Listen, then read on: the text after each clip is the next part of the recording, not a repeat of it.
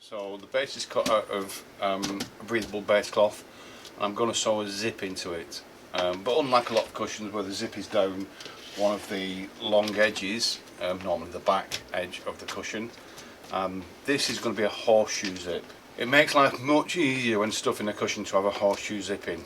It's probably easy to sew as well, but you can't do this with every kind of cloth because I'll show you when I get round to it. It's easier that way. So I'm going to pin the pattern to the bench. Now the pattern is facing the right way up now, unlike with the top part of the cushion where the pattern was facing upside down on top of the fabric. Because of the base, this is the wrong side of the base cloth, and the good side is facing down onto the bench. So we now put the pattern the right way up onto the bench, or onto the base cloth. I'm just going to draw around it.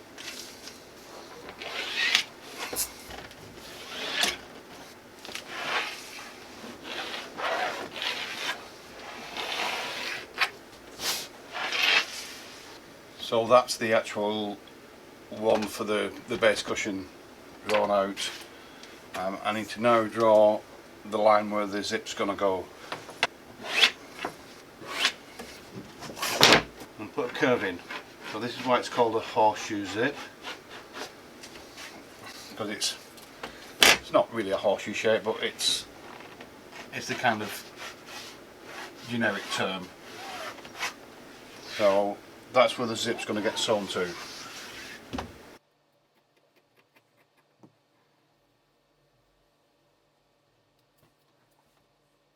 This is continuous zip. It comes on rolls.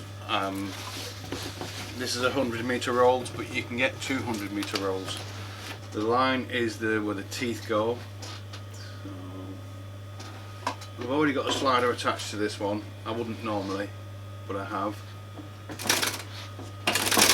Start the zip off. Now I'm sewing with the foot up to the edge of the teeth.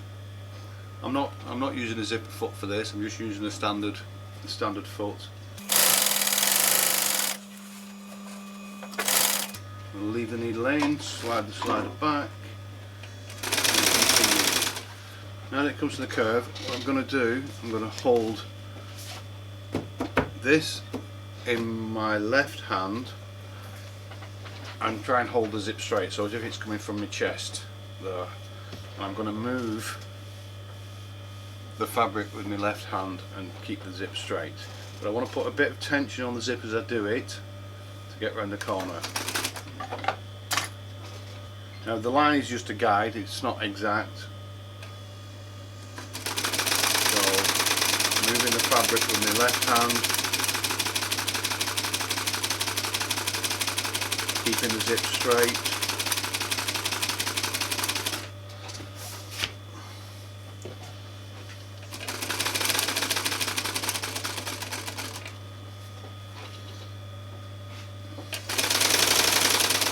There we go, onto the straight bit now.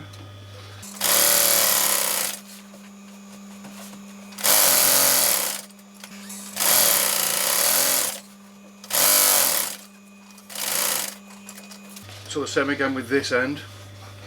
So fabric in the left hand, zip in the right, and easing the fabric around, keeping the zip straight.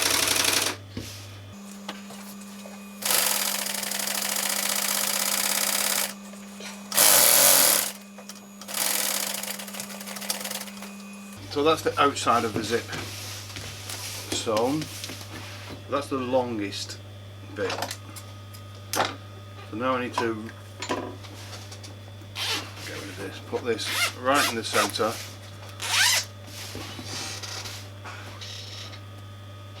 So normally I would actually not put a slider on while I'm sewing the zip on. I'd put it on now at this point. So I'd open the teeth up, put the slider on, slide it to where it is now, and then start to sew the inside edge.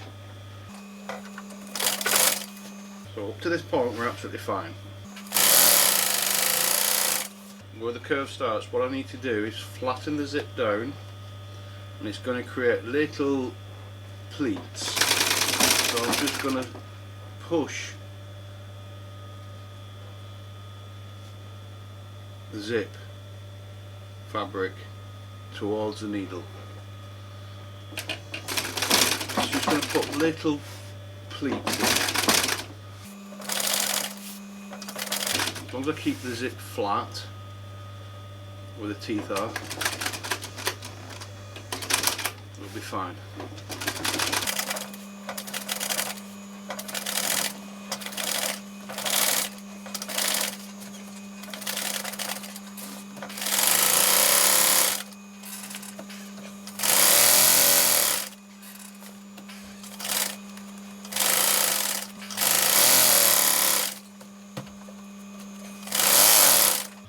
Same again on this curve.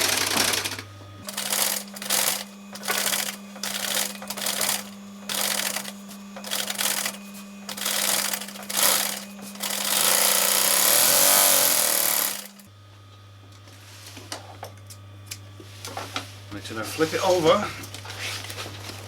As you can see, I've got a tram line of stitching, so I need to cut that open now from this point. So I've snipped a little hole in. I'm just going to cut between the lines.